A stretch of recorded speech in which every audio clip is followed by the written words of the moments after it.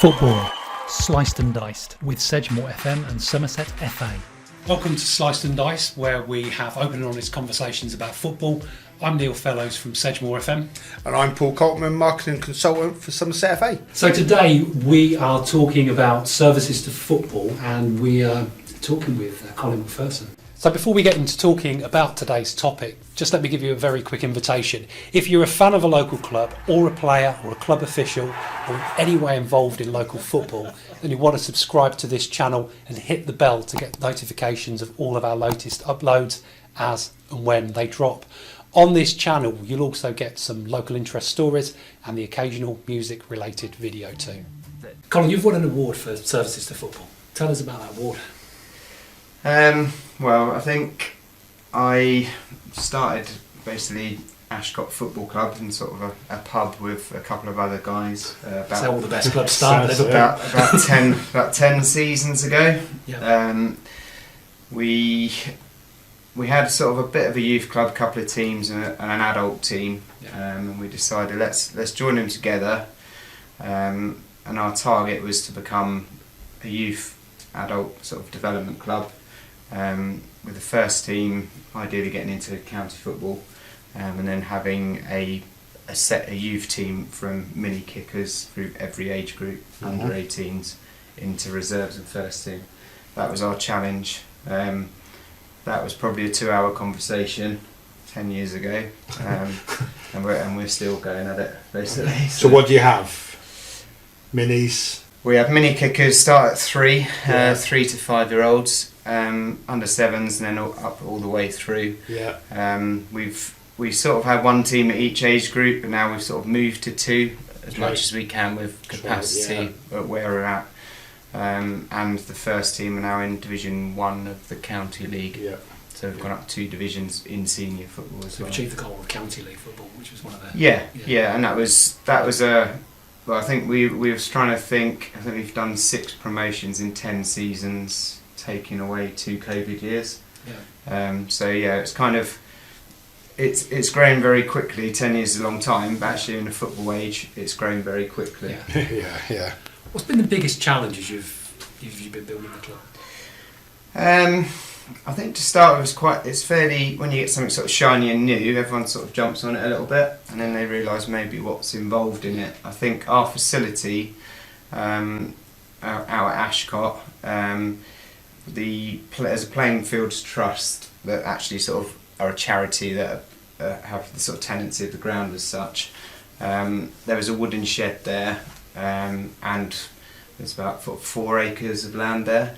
So I think our first sort of challenge was to try and get a heart for the club, a pavilion, get out of a wooden shed that we were in, and any of the old players that were in there will tell you it was absolutely horrendous in there. So finance, I think the biggest challenge, probably if I was going to say to one now, is the time to actually be able to do it, because it is relentless. It's not hours you're giving up. And I think people don't realise that. So I ultimately, let's say 90% of your membership turn up, play football, go home. So they don't really, and will never really appreciate or understand the hours it takes to make that happen. And I think that's one thing. That's one frustration I have when I look across grassroots football. That everyone is really keen to play. Everyone's really keen to enjoy playing. But it's that same old, when something needs doing, everyone steps backwards. And it's the same people that step forward when it needs doing. And normally what happens, and what I see a lot now, is it's sustainability. You get clubs that will run for 1 or 2 seasons with the mentality that there'll be a couple of people. This is a brilliant idea, start a new team, we've got all these players. After a couple of seasons, everyone's walked away or whatever, and it's having a developed, sustainable club is very difficult. And obviously there's a limited amount of clubs you can have in the same area and places you can actually do that. Just want some sort of like stat that for every 90 minutes of football that's played, how many volunteer hours have gone into making that happen? 10 times.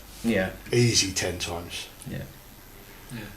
I said, I would imagine like your grounds team I reckon that 90 minutes of football, they've probably spent 4 to 5 hours on the grass to make it playable. Yeah, I would say where we're at now, we've actually expanded into another field, which it's another part of the development. We're very lucky to be gifted a field in kind of get the housing development over the line, which was massive for us, because it's given us another 11v11 pitch and a 9v9. Okay. So actually, one big thing with us and the voluntary stuff is we cover the same pitches in the same kind of time, if that makes sense. So I can get everything in one place. Yes. And that was something we were desperate to do, not to be spread around different sites. And sort of, you have to go there, you have to go there, you know. And that makes it better, but that is very difficult because you just can't get that amount of ground to do it in. I completely agree, but I also think that's important from a pathway point of view, because if you're under 7s and under 8s are playing at the same place as your first team,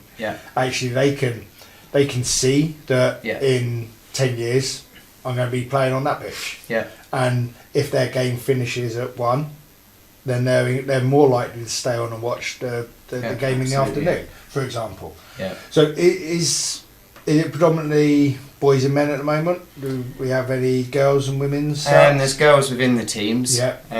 I would love to do women's football and do that, but to me it's another club entirely. Okay. It's 2 clubs, because we would have to run the same games on the same pitches, get the same amount of refs, double the amount of coaches. Yeah. So it's kind of, if I was to do that, we'd obviously still be Ashcott, but it's like a whole nother level. Yep. Okay.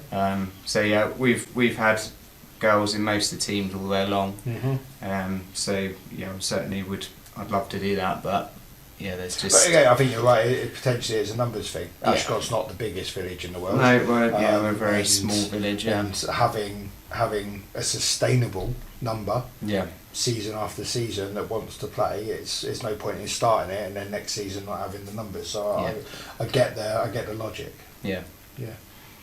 What would you say has probably been the biggest contributor towards your success in winning this award? I suppose there's several things really. As I said, go back to getting the actual facility created at Ashcott. I have got a number of coaches obviously throughout those ranks. It's not just me alone doing it. Obviously I have got a lot of people helping me do it. I think we've also recently been given a Football Foundation grant to look after our facility. That has been massive. That grass it's pitch kind of maintenance fund. Yeah. Over 6 years. I think we're about 3 years into it. Okay. But they're all kind of, it all comes together. It's very hard to say. Sort of one thing. It's a combination of things, but the key thing is trying to keep it all together and keep a hold on it. And what do the club need now going forward in order to thrive?